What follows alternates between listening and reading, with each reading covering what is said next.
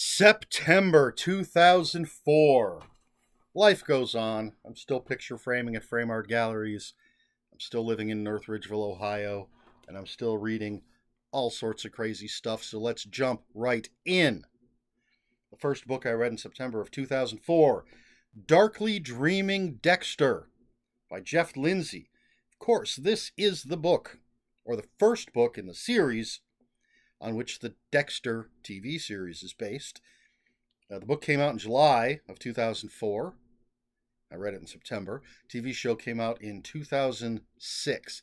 And I'm trying to remember if the copy of the book I read, if they already had, that little circle they put on the cover that says soon to be a TV series or whatever.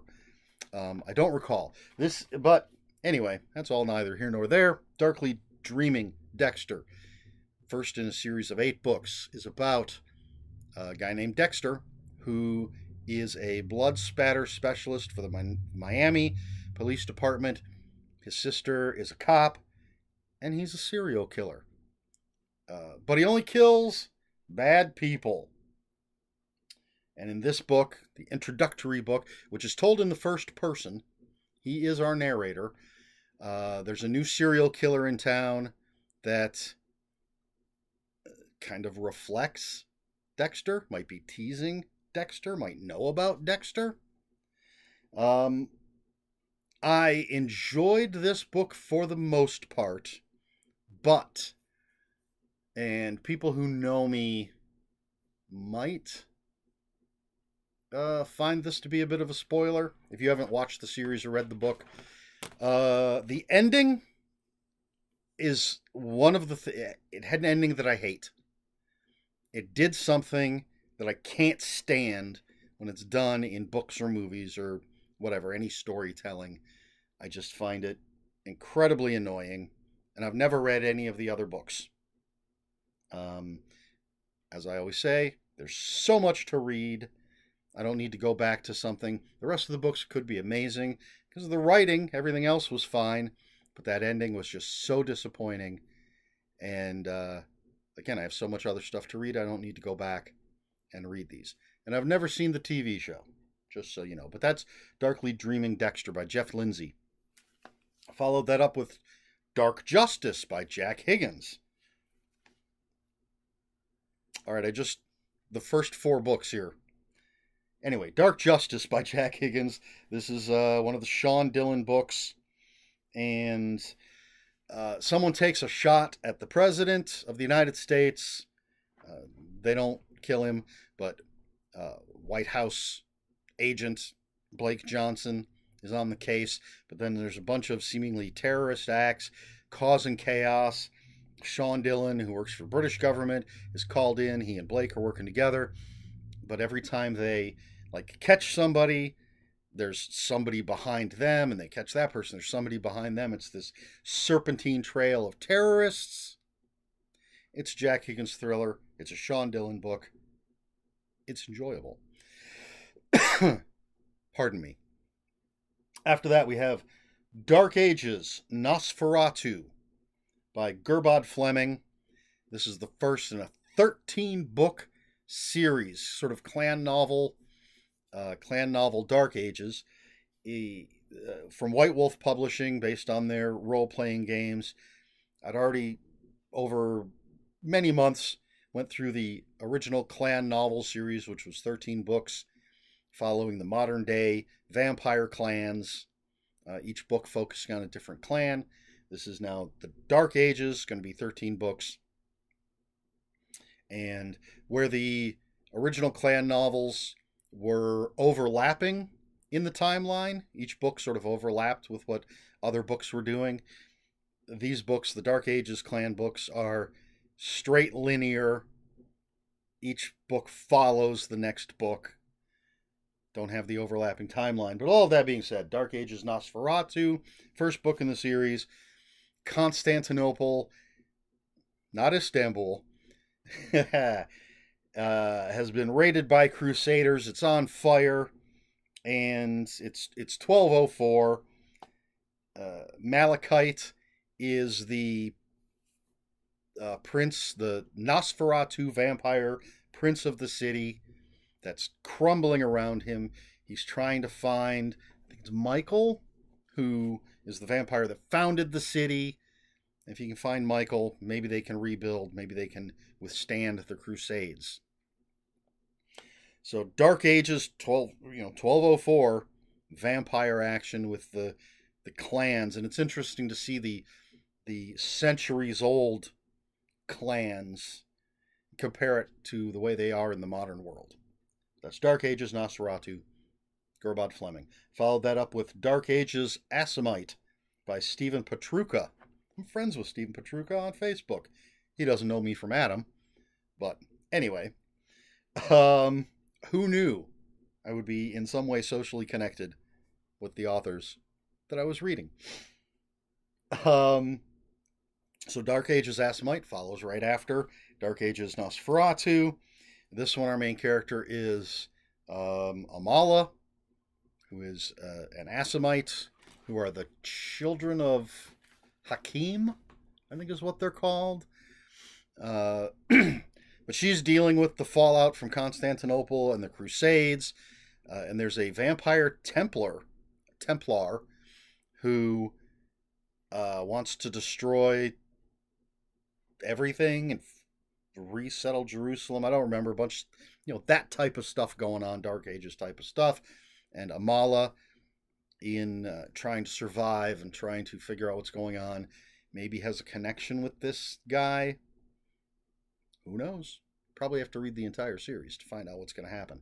But it's Dark Ages, Assamite, Stephen Petruka. And I'm blaming a headache. I've had a headache all day. Just realized the first 4 books that I read in September started with darkly, dark, dark, dark. I didn't do that on purpose. I'm pretty sure. But let's move on. And another D. We're starting with D, but this time it is Dead Man's Hand by Nancy A. Collins. This is a collection of horror Western stories, and you have, there's 2 novellas, Walking Wolf, which I may have reviewed the novella, or talked about the novella, read it, so that might be in an earlier reading, Remembrances. Walking Wolf and Lynch, and then there's 2 short stories, Calaverata, no idea if that's how you pronounce it, and The Tortuga Hill Gang's Last Ride, and then a brand new novella for this collection called Hell Comes Sundown, and that's a vampire western. Love Nancy Collins' work, best known for the Sonia Blue stories, or probably that, but possibly her run on Swamp Thing when it was a Vertigo title. But and I love horror westerns, vampire westerns, vampire and werewolf westerns in particular work, I think, very well. It's Dead Man's Hand by Nancy A. Collins. Finally, a book that does not start with the letter D. Sky Captain in the World of Tomorrow by Kevin J. Anderson, a novelization of the movie. I have not seen the movie in years. I enjoyed it when I first saw it. I don't know if it holds up. It's one of the first, if not the first, movie that is almost completely CGI, green screen and blue screen. If you watch like the behind the scenes footage, well, first of all, it's a pulp, steampunky kind of story. It has a World War II-ish flavor. I think that's the era of like the airplanes and stuff. There's dirigibles, and there's giant robots. And Jude Law plays Sky Captain, who's our hero. Gwyneth Paltrow's in it. Giovanni Ribisi, Angelina Jolie. I think she's like a sky pirate. She's got an eye patch. Tons of people, and it's this crazy pulp adventure. People are I think scientists maybe are being kidnapped. It's been a long time, don't remember. But yeah, the movie, if you watch the behind the scenes stuff in the movies, they show like Jude Law sitting on green boxes with surrounded by green. The only thing that's real besides him is like the control wheel for his plane. That's it. Everything else has been added in post. So it's that kind of movie. It's very sepia toned, going for that old fashioned serial type of look. And I really, really liked it when I saw it. I saw it in the theaters. I was very excited for it. But again, it's been a long time since I've seen it. I don't know why I'm just talking about the movie. Because it doesn't matter if the movie holds up. Except story-wise, I suppose. But the novelization, just fun, pulp type of stuff. I've talked about in the Reading Remembrances the whole Crimson Skies thing. I love sky pirates and blimps and dirigibles and that kind of thing. So, Sky Captain of the World of Tomorrow, novelization by K.J. Anderson. I assume that's Kevin J. Anderson. Fun stuff. I'll have to watch the movie again sometime, see how I feel about it now. After that, we have Melancholy Baby by Robert B. Parker. This is one of the Sonny Randall novels, not a Spencer novel. Sonny Randall is a private eye. Her ex-husband is from a mob family. She's kind of still in love with him. And but in this book, she's hired by this rich 21-year-old who doesn't believe her parents are her parents. And so Sonny Randall has to go digging. She's going to dig up some dirt, and she's going to dig into her own past. And she's actually seeing a therapist who happens to be Sarah Silverman. Excuse me, Susan Silverman. From the Spencer books, Spencer's significant other, Susan Silverman, not the comedian, Sarah Silverman. I really like the Sonny Randall books. There's three. Robert B. Parker had three big characters. Spencer, his biggest. Jesse Stone, possibly one of the more famous because of all the Tom Selleck made-for-TV movies. And then Sonny Randall. For me, it's Spencer, then Sonny Randall, then Jesse Stone. But Melancholy Baby, it's a good Sonny Randall book by Robert B. Parker. I skipped one. So this is slightly out of order. Between Sky Captain and the World of Tomorrow and Melancholy Baby, we have The Touch. It's not the one you might think. The Touch, created by Stephen Elliott Altman. This is an anthology of short stories in a world that was created by Stephen Elliott Altman, where there are people called deprivers, and their touch can incapacitate somebody instantly in different ways, I believe. So, as we'll see, Stephen Elliott Altman created this world, and he let a bunch of people play in his sandbox. Some of the authors include William F. Nolan, best known for Logan's Run, Harry Turtledove, Janet Asimov, and I know I say her name incorrectly every time because I've heard other people pronounce it. I believe I've heard her pronounce it, and I can never remember. Tananarive Due has a story in here. So really interesting world that Stephen Elliott Altman has created, and interesting to read stories by all of these different people. It has sort of a allegory for AIDS kind of vibe to it, because it's illegal for these people to touch. They're not allowed to touch other people. It's illegal for them to do so. So we see this world through different perspectives. Some from the deprivers' perspective, that's what they're called. I don't know if I mentioned that. Some from other people's perspectives. It's an interesting anthology. The Touch, created by Stephen Elliott Altman. And then after Melancholy Baby, the penultimate book that I read in September of 2004, Deprivers by Stephen Elliott Altman. So this is a novel and I believe the novel came first, even though I read them other way around. So in Deprivers, our main character is Robert Luxley, and when he touches somebody, he basically makes them catatonic for 15 minutes. And he becomes a killer. He's a hired, not just a killer, he's a hired killer. Becomes a hitman using his ability, as part of his job. But he discovers he's not the only person with this ability. He meets a young girl named Cassandra, and people who are carriers of this disease have different effects when they touch somebody. Some can make you blind, and I think it's all temporary. Some can make you blind, some can make you catatonic, some can make you deaf. Does different things. And Cassandra, I believe, is looking for her brother and gets old, what's his name, Robert Luxley, to help her. And they start digging down into like depriver society and things. So a pretty interesting world, a X-File-ish feel in the world that's this, or maybe Black Mirror, although Black Mirror is really technology all the time, isn't it? Outer Limits? I don't know, but has the feel of something that could be a TV show or a movie, especially when you add in the anthology where you have all these different stories.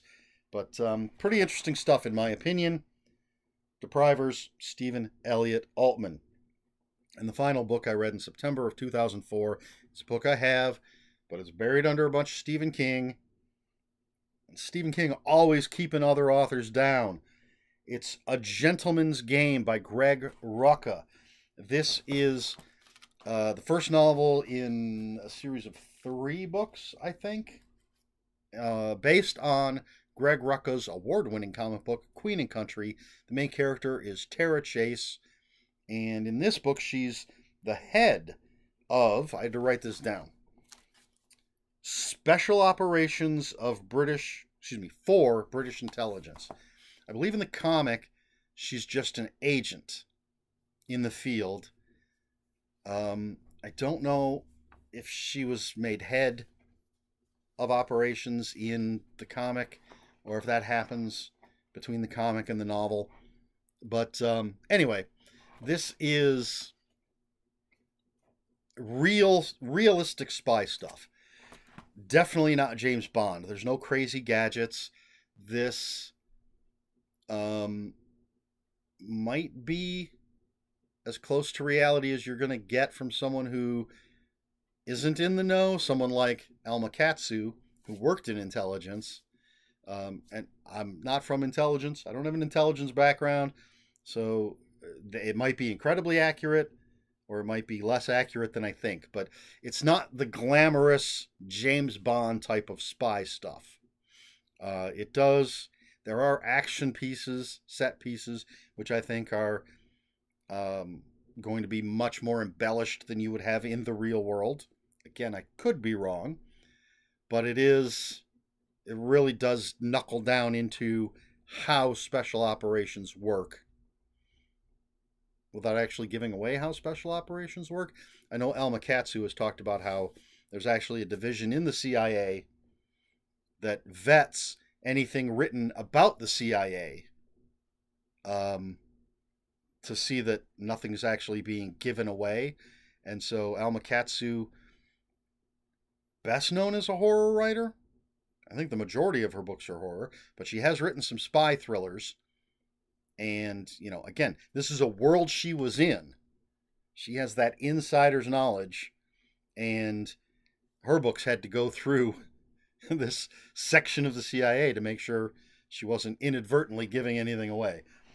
But A Gentleman's Game, Greg Rucka. Tara Chase is a great character. I loved the comic book. I have, I think, a complete set. I have 4 omnibus collections. They're not like the giant Marvel ones. They're smaller. But I think that's everything. And I have Whiteout, which I believe introduced Tara Chase. before she got her own series, Queen and Country. But and then he's got the 3 novels, as far as I know, and just as good. I'm a huge fan of Greg Rucka, and the Queen and Country, or A Gentleman's Game, a Queen and Country novel, just as good as the Queen and Country comic book. As much as I love James Bond and the crazy gadgets and the over-the-top villains and all of that stuff, I also like the more realistic stuff. Oh, and I didn't even say what the book was about, except that it was Tara Chase, and she's head of special operations for British intelligence. Essentially, there's terrorist attacks, and Tara Chase has to step away from being the head of British intelligence and go back out into the field, and essentially is being used as bait, maybe? Who knows? Lots of twists and turns in this type of story. So really, really good stuff. And if you like spy thrillers and are looking for something other than that over-the-top James Bond stuff that I keep mentioning, or Tiger Man, who was a Mickey Spillane character, or Matt Helm, there's plenty of those, again, over-the-top, wild, kind of swinging of their time spy stuff, which I enjoy. It's fun, but you know, if you enjoy that but want something a little more real world, definitely check out Greg Rucka, Queen and Country stuff, A Gentleman's Game. And that's everything that I read in September. September? Is that what I'm talking about? I don't know why I put this away. September of 2004. Question for this video: did you watch Dexter? What did you think of it? Have you read the books? Have you seen the show? If you've done both, how do they compare? The show was on a streaming service that I didn't have, so I didn't even really have the opportunity to watch it. And with the disappointing, the very disappointing ending of the book, I wasn't that excited to watch it anyway. I know it was a very popular show. But let me know what you think about Dexter. Have you read the first book, any of the other books in the series? If you've read the book, what did you think of the ending? I think it has the same ending in the first season of the TV show, so if you've watched that, what did you think of that ending? All things Dexter in the comments below. If you have any comments, questions, or corrections, please put those in the comments below. Comments are open for spoilers. Just post a spoiler warning. We try to be polite here on my channel. Please like, share, and subscribe. All the usual YouTube stuff. If you'd care to follow me on other social media, I will have Twinks? I will have links in the description below. And now I'm thrown off because I usually list those links to my social media, but I'm not doing that anymore. So that is all I have for you this week. Until next week, read more books.